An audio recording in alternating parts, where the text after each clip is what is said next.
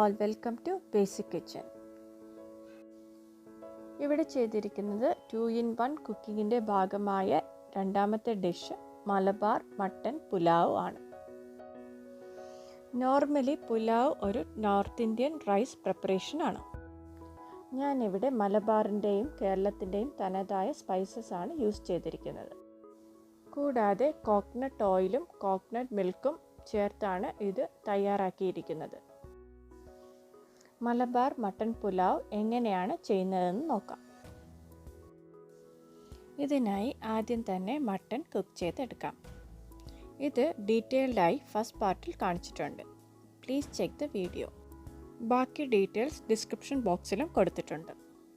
ഇനി നമുക്ക് മലബാർ മട്ടൺ പുലാവ് എങ്ങനെയാണ് ചെയ്യുന്നതെന്ന് നോക്കാം.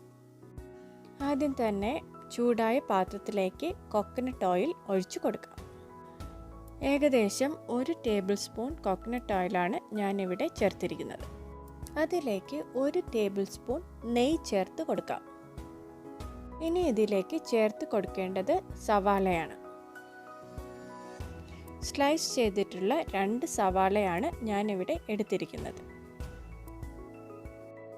ഇനി ഇതിലേക്ക് കുറച്ച് ഉപ്പും കൂടി ചേർത്ത് കൊടുക്കാം.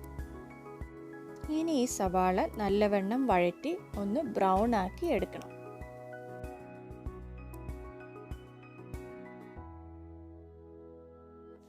അടുത്തതായി മറ്റൊരു പാനിൽ കുക്ക് ചെയ്ത് വെച്ചിരിക്കുന്ന മട്ടൺ പീസസ് ഒന്ന് ഫ്രൈ ചെയ്ത് എടുക്കാം. ഇത് ഫ്രൈ ചെയ്യാനായി 1 ടേബിൾ സ്പൂൺ കോക്കനട്ട് ഓയിലാണ് യൂസ് ചെയ്തിരിക്കുന്നത്. അപ്പോഴേക്കും സവാളയ്ക്ക് നല്ല ബ്രൗൺ ആയി കിട്ടിയിട്ടുണ്ട്. ഇനി ഇതിലേക്ക് കുറച്ച് പട്ട, ഏലക്ക, ഗ്രാമ്പു എന്നിവ ചേർത്ത് കൊടുക്കാം. കൂടാതെ ജാതിപത്രിയും ഇതിലേക്ക് ചേർത്ത് കൊടുക്കാം. ഇനി ഇതിലേക്ക് കറിവേപ്പില ചേർത്ത് നല്ലവണ്ണം ഒന്ന് ഇളക്കി യോജിപ്പിച്ചെടുക്കാം. ഇനി ഇതിലേക്ക് ബസ്മതി റൈസാണ് ചേർക്കേണ്ടത്. അതിനായി ഞാനിവിടെ 4 കപ്പ് ബസ്മതി റൈസാണ് വാഷ് ചെയ്ത് എടുത്തിരിക്കുന്നത്.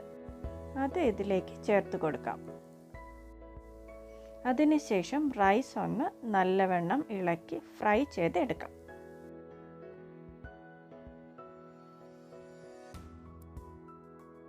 ഇനി ഇതിലേക്ക് 1 പച്ചമുളക് നെടുകെ കീറി ചേർത്ത് കൊടുക്കാം. റൈസ് ഒന്ന് ഫ്രൈ ആയി കിട്ടിയ ശേഷം ഇതിലേക്ക് 3 കപ്പ് ചൂടുവെള്ളം ഒഴിച്ചു കൊടുക്കാം. റൈസ് ചെയ്യുമ്പോൾ അത് ഫ്രൈ ചെയ്തെടുക്കുകയാണെങ്കിൽ അതിലേക്ക് ചൂടുവെള്ളം ഒഴിക്കുന്നതായിരിക്കും എപ്പോഴും നല്ലത്. ടെമ്പറേച്ചർ വേരിയേഷൻ ഉണ്ടാവുകയില്ല. അതുമാത്രമല്ല റൈസ് എളുപ്പത്തിൽ കുക്കായി കിട്ടുകയും ചെയ്യും.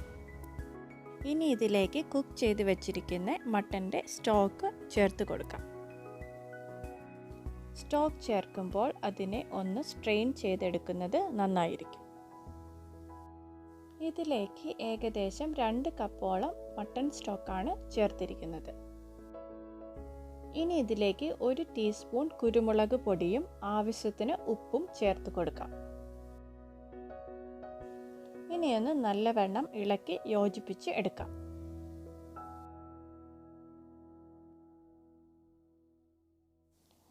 ഇനി ഇതിലേക്ക് 1 കപ്പ് നന്നായി കുറുകിയ തേങ്ങാപ്പാൽ ഒഴിച്ചു കൊടുക്കാം.